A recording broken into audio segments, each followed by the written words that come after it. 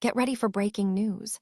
We start with a massive shakeup in the tennis world as Jack Draper officially confirms that Andy Murray will be joining his coaching team for the entire grass court season, including Wimbledon. This is huge news for British tennis fans and for Draper himself, who is looking for a major boost after some recent injuries. We dive deep into what this incredible partnership between the former world number one and the current contender means for Draper's chances at the biggest tournament of the year.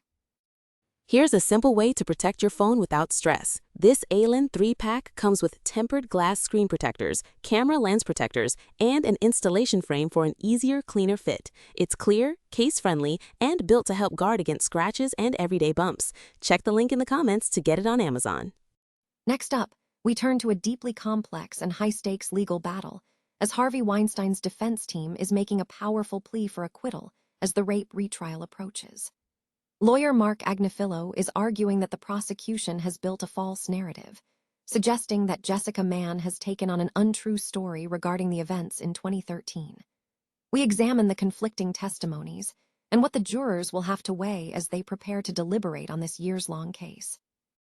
Switching gears entirely, we move to the world of elite sports where we look at the horse racing scene. Jonquil is making his move, heading to the Lockinge Stakes at Newbury with the goal of proving he is the fly in the ointment in this red-hot race. We analyze the form of Andrew Balding's 4-year-old, Jonquil, and discuss the expectations surrounding his performance as he aims to make a mark at this local track. Finally, we tackle the political drama as we explore the ambitious path for Andy Burnham to become Prime Minister. We break down every single hurdle, from needing a vacant parliamentary seat and securing permission from the National Executive Committee to winning an election and ultimately conquering the leadership competition. Stay with us as we map out the entire roadmap for this potential political giant, and don't forget to subscribe for all the latest updates.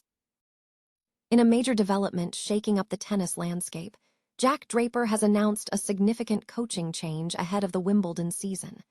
According to reports from Sky Sports, Draper will be partnering with Andy Murray to guide him throughout the grass court tournament. This partnership marks a major boost for Draper, who has recently been contending with injuries and seeking a fresh direction. By aligning with Andy Murray, a former world number one and two-time Wimbledon champion, Draper gains the support of one of tennis's greats, with whom he already shares a strong rapport.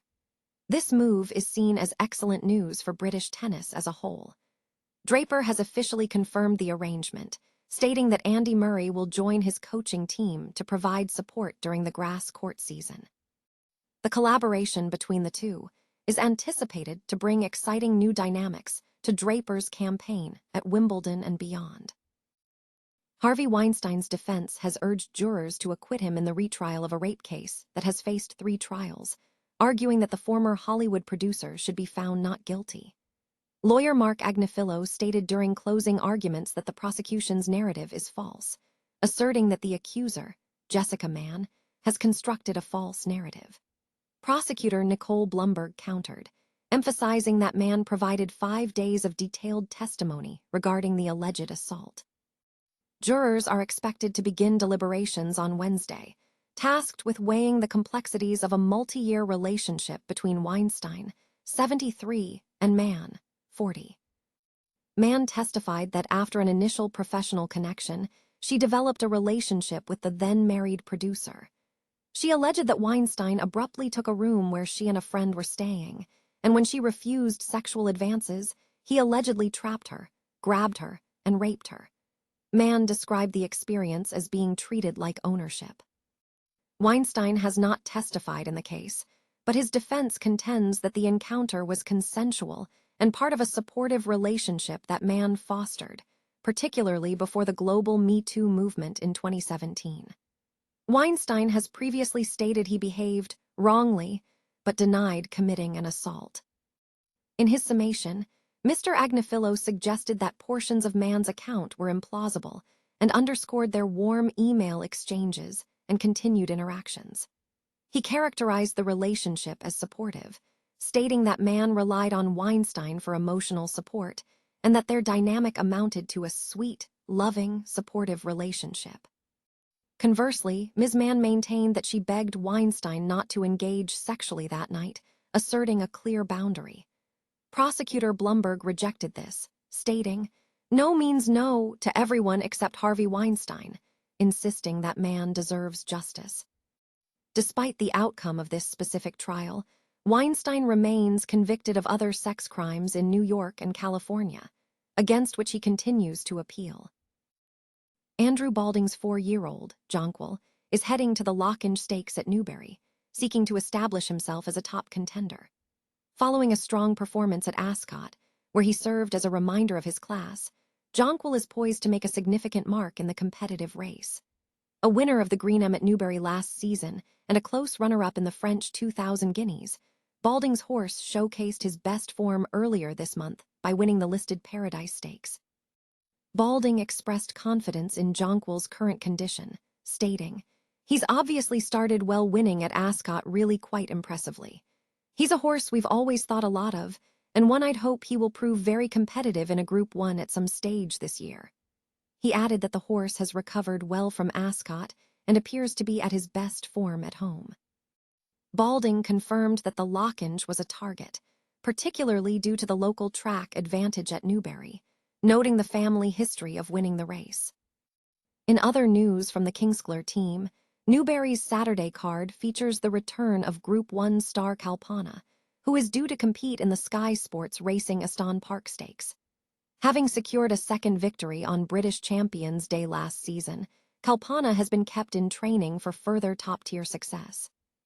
Balding indicated that the horse is looking for a race close to home to refresh her form ahead of a potential summer target, suggesting the King George VI and Queen Elizabeth Stakes as a primary goal. Balding believes Kalpana is in great form and capable of performing well over distances up to 1.5 miles on softer ground.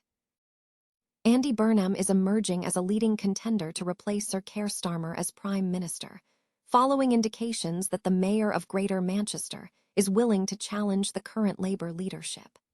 Burnham has previously signalled a willingness to overturn the existing leadership, having called for a debate on our direction at the Labour Party conference last year and refusing to rule out a challenge in November. However, the path to the top is fraught with potential obstacles, including the need for a vacant parliamentary seat and significant financial implications for the taxpayer, given the substantial cost of the 2024 mayoral election. Securing a parliamentary seat presents an immediate hurdle. While Labour MP Clive Lewis previously indicated he would step down for Burnham, he later stated he would not stand down because Burnham does not desire a Norfolk seat. Furthermore, key supporters have publicly declined to stand down for him, with Labour MP Marie Rimmer expressing respect for Burnham's work, but confirming she is not planning to step aside. Conversely, Labour grandee Baroness Harriet Harman has suggested Burnham could be part of the cabinet, viewing him as a solution amid current party difficulties. Another critical barrier is gaining approval from the Labour Party's ruling National Executive Committee, which controls candidate selection. In January, the NEC blocked Burnham from running in the Gorton and Denton constituency, with a 10-member group, including the Prime Minister, voting against his bid, citing resource allocation concerns.